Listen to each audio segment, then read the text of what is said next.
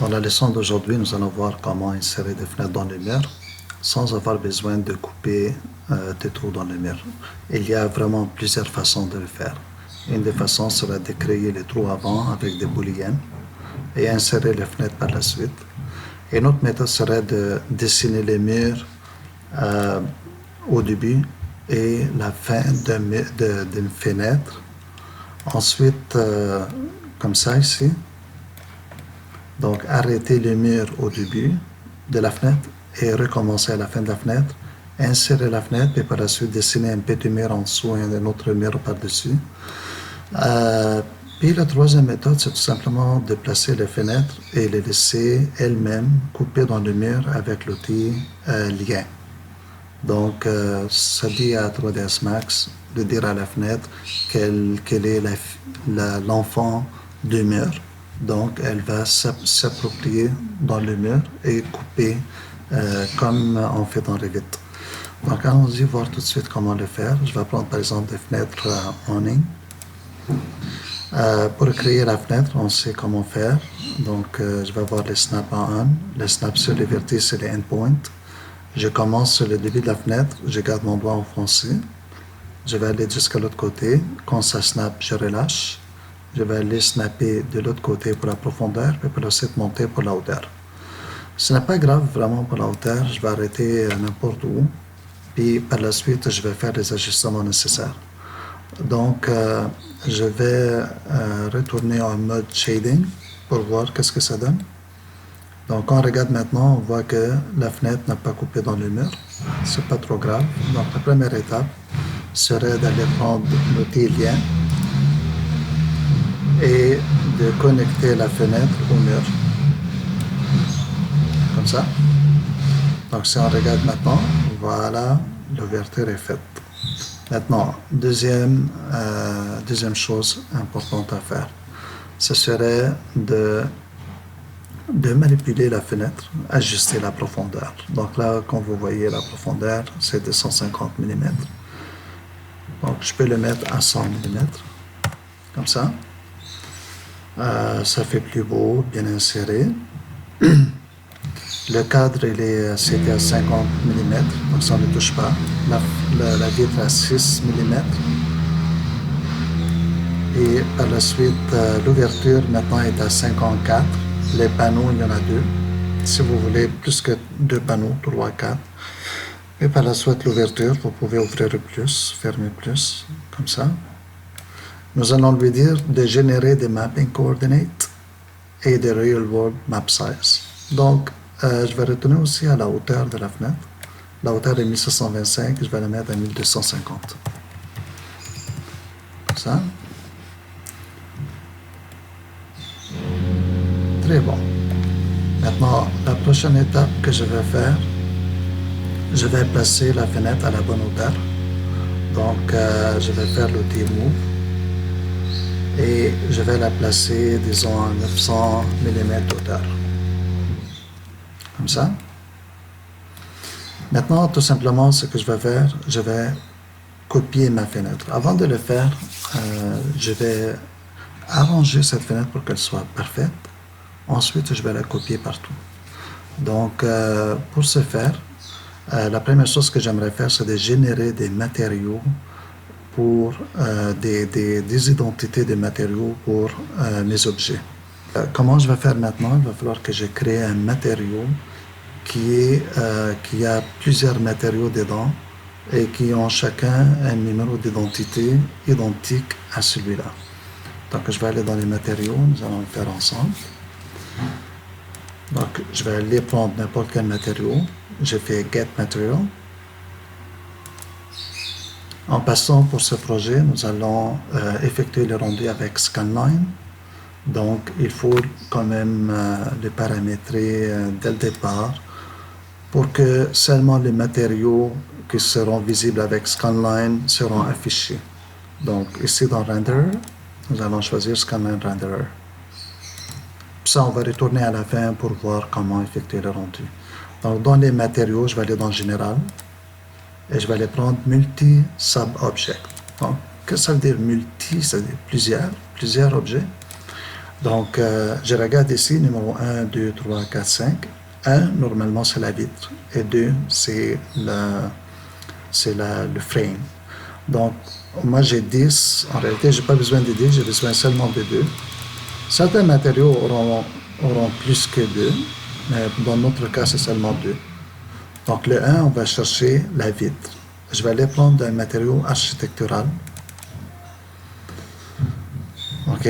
Les matériaux architecturaux, ils s'affichent parce qu'on fait le rendu par ScanLine. Donc, je vais tout simplement aller dans Template et choisir une vitre. Donc, prendre Glass Clear. Ça, c'est mon premier matériau. Regardez ce que je vais faire. Je vais prendre mon matériau et le placer directement sur la vitre.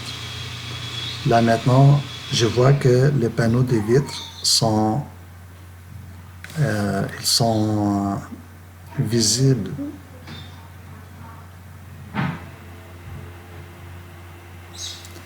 D'accord? Donc, pour le deuxième matériau, maintenant, je remonte en haut. Je vais aller dans le matériau 2. Et ici, je vais prendre encore architectural. En partant, je vais juste lui donner une couleur grise, comme ça. Puis, plus tard, je vais l'ajuster. Ou je vais le faire comme du métal brossé ou autre. Mais pour le moment, je vais juste le laisser comme du métal blanc.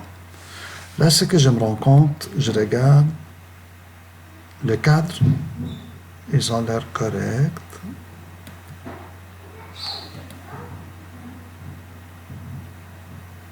Il y a des erreurs, ça n'a pas l'air comme super propre.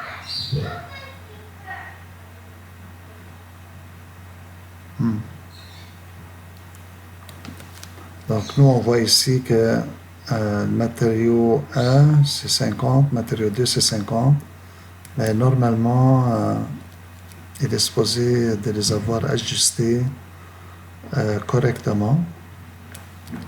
Donc je vais réduire le nombre. Ouais, peut-être c'est à cause du nombre, là ça a l'air mieux. Il y a encore des erreurs. La façon idéale de le faire sera de le faire manuellement. Donc, le dire manuellement comment on le fait, je vais vous montrer comment le faire. Donc ici dans Owning Window, je vais aller ajouter un Edit Poly. Donc ça va être ici. Et dans Edit Poly, là ça a l'air plus propre maintenant. On va travailler avec ça. Je vais fermer le Material by Element complètement. Dans Edit Poly, je vais aller sélectionner Éléments. Comme ça. Je vais sélectionner tout simplement, je vais fermer le snap. Et je vais sélectionner tout au complet.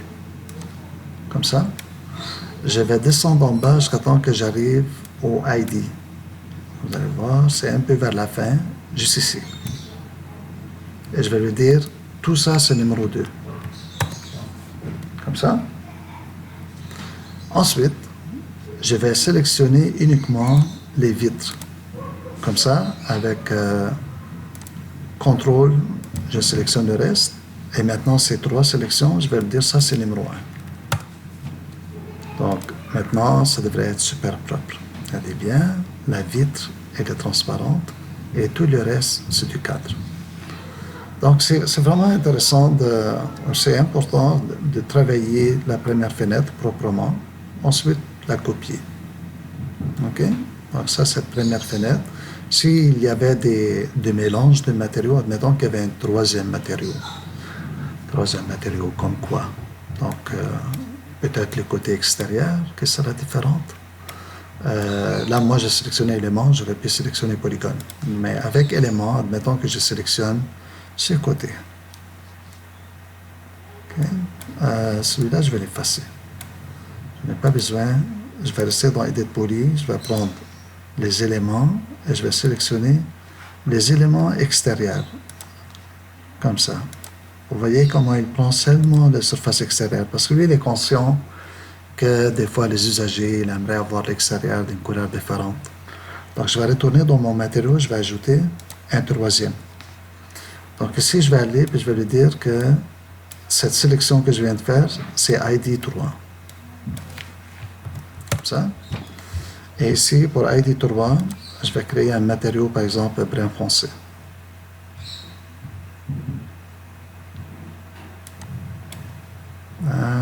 Qu'est-ce que j'ai fait? Et il est standard par défaut, mais je vais le changer. S'il est standard, je vais cliquer sur standard ici. Et je vais aller prendre architectural à la place. Okay. Et ici, dans la couleur, je vais les mettre, par exemple, brun foncé. OK. Donc maintenant, je suis rendu avec 3 couleurs. Vous voyez le brun, le blanc et le transparent. D'accord. Donc, il est important de décider aussi dès le départ combien de panneaux vous voulez avoir et tout ça. La fenêtre, il est possible de l'ouvrir et la fermer autant que vous voulez, n'importe quand. Il s'agit simplement d'aller sur Awning, si vous lui dites Yes, puis vous allez sur Awning et vous changez l'ouverture. Je ne suis pas certain, si on ajoute un autre panneau, s'il va regarder toujours la même couleur pour le nouveau panneau, ou il faut aussi travailler le panneau. OK. Finalement, j'ai mis le brun foncé des côtés intérieurs, pas des côtés extérieurs. Bon, mais vous comprenez l'idée. Maintenant, ce que je vais faire, il faut copier. Et ça, c'est une chose qui est importante à savoir et à apprendre. Je vais aller en wireframe pour mieux le visualiser. Lorsque je choisis ma fenêtre et j'ai fait Move, attention, je suis encore à l'intérieur de l'objet. Il faut sortir de l'objet. OK? Il faut désélectionner l'élément. Alors maintenant, c'est ça que j'aimerais vous montrer, c'est que le centre de ma fenêtre, c'est dans le bas centre de la fenêtre. Si je veux moi copier et snapper, j'aimerais que le point d'accrochage soit peut-être sur le coin en bas. Et comme ça, je peux accrocher d'ici à là-bas. Donc, ce que j'ai besoin de faire serait de changer la position de l'origine. Pour le faire, il faut aller dans le hiérarchie et lui dire Affect Pivot Only. À ce moment-là, je vais prendre le snap et je vais lui dire Move. Et je vais prendre et le snapper en bas. Là, présentement, il est snappé sur le centre. Je vais le prendre et le snapper sur le coin extérieur. Donc, je viens de changer la position des pivots. D'accord? Alors, maintenant, après avoir fait ça, lorsque je vais désélectionner avec Pivot Only, c'est fini. Maintenant, je fais CTRL-V pour copier. Je ne vais pas copier avec instance parce que ça se peut que certaines fenêtres, j'aimerais les ouvrir à 20%, d'autres à 40%, d'autres à 60%. Si je mets instance et je change l'ouverture d'une, toutes les autres vont changer. Donc, je vais prendre une copie à la place et je vais prendre maintenant comme ça et snapper ici. Maintenant, la question, est-ce que l'ouverture va se faire? Voilà, on est capable de voir à travers. Je vais, juste pour vous montrer, sélectionner cette fenêtre uniquement, aller dans Modify, aller dans Awning, je vais dire Yes, je vais aller chercher son ouverture et je vais la refermer un petit peu. Donc comme ça, on a une fenêtre semi-ouverte, l'autre plus ouverte. OK. Donc, je vais tout simplement vous montrer maintenant comment copier les autres fenêtres, puis ça va être, le reste, on va le faire plus tard. Je pourrais les finir tout seul, pas besoin de le laisser sur la vidéo. Donc, qu'est-ce qu'on va faire? On va aller en wireframe. Le wireframe est toujours intéressant pour pouvoir bien voir. Donc, je prends ça, je vais faire CTRL-V. Sélectionne, CTRL-V, je vais faire une copie. Ensuite, je vais faire Move. je vais quand même prendre, regardez bien ça, je vais prendre mon pivot, l'origine, et je vais le snapper à l'extérieur. Et maintenant, les snaps ne sont pas affichés. Donc, je vais afficher les snaps. Je vais les activer. Voilà, comme ça. Donc, comme ça, il est parfaitement positionné. Maintenant, la prochaine chose à faire sera de le tourner. Donc, je vais prendre l'outil de rotation et je vais le tourner autour de Z de 90 degrés. Comme ça. Tous les logiciels d'Autodesk respectent la règle de trigonométrie. Donc, ce qui veut dire que on tourne vers la gauche de la façon positive. Donc maintenant, je vais élargir ça. On va regarder la fenêtre, elle est ouverte ici. Donc, on va ajuster les dimensions de la fenêtre. Maintenant, ça c'est un peu truqué. Il y a deux façons de faire ça. La première façon serait que vous lui dites c'est quoi les dimensions de la fenêtre. Mais nous, on ne sait pas c'est quoi les dimensions. Pour le faire, on va prendre l'outil des mesures et on va mesurer avec le snap activé. On est capable de le geler avec l'outil de gel et comme ça, il ne va plus bouger du tout. OK? Donc, par exemple, tous les planchers ne sont pas supposés bouger. Donc, on peut les sélectionner et puis les geler. Les autres choses qui ne sont pas supposées de se déplacer, c'est le plan 2D. On ne veut pas qu'on le touche de tout, en fait. Donc, on va prendre tout ce qui est 2D, puis on va geler. Comme ça. Et voilà, je pense que c'est pas mal tout. Ça, c'est les choses les plus importantes. Donc, maintenant, pour le reste, vous n'avez qu'à copier les fenêtres. Donc, là, maintenant, cette fenêtre, bon, la fenêtre n'est plus au bon endroit. C'est pas trop grave, on va retourner en plan et on va l'ajuster. Donc, je clique dessus une fois. Vous vous rappelez, il y avait une option qui disait au snap de snapper sur les objets frozen, snap to frozen object. Donc, voilà l'utilité de cette option parce que maintenant, le plan en arrière, il est gelé. Donc, je vais prendre cette option comme ça et le déplacer. Attention, qu'est-ce qui bouge? C'est le mur qui bouge et non pas la fenêtre. Regardez bien ce qui est en train de se passer en 3D. Donc, attention de ne pas tomber dans ces pièges. Donc, je vais reprendre de nouveau la fenêtre seulement. C'est la fenêtre qu'on veut bouger. Comme ça, on va prendre l'outil Move. Donc, faites attention de ne pas tomber dans ces pièges. Je vais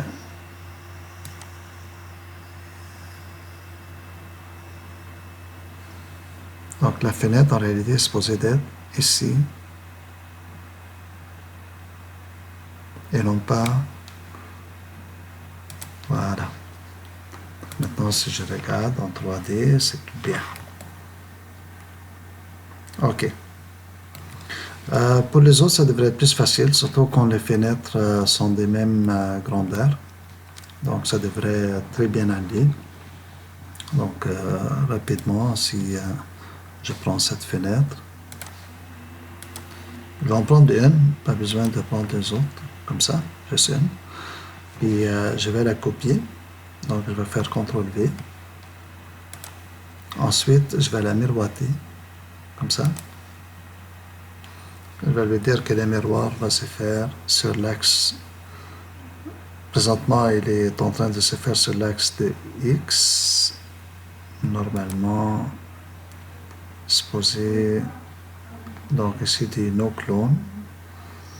No clone, parce que nous, on l'a déjà fait. On aurait pu finalement faire le clone ici. Et non pas faire CTRL-V, mais directement le faire ici. Puis maintenant, on va aller chercher la distance. Donc, je vais lui dire, par exemple, 4 mètres. Comme ça. OK. Comme ça, on peut le laisser. Et pour le reste, on va venir le gérer nous-mêmes. Donc, je vais lui dire maintenant Move. Activer le snap. et aller le snapper au bon endroit, comme ça. Et ça va être le même pour les autres. Donc ici, c'est quand même assez facile.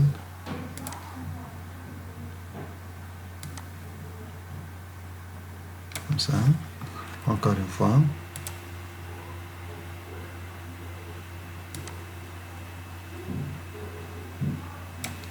Je vais m'approcher un peu pour voir. Vous voyez le snap exactement sur le coin. OK. Donc les autres aussi, ils ont des fenêtres. Pour le moment, je vais pas les faire. Donc, on va se revoir à la prochaine vidéo ou le prochain épisode où nous allons avoir fini toutes les fenêtres. Je vais peut-être ajouter les portes avec vous, mais à ce moment-là, nous allons voir comment faire les caméras, la lumière et le reste. Bon, à bientôt.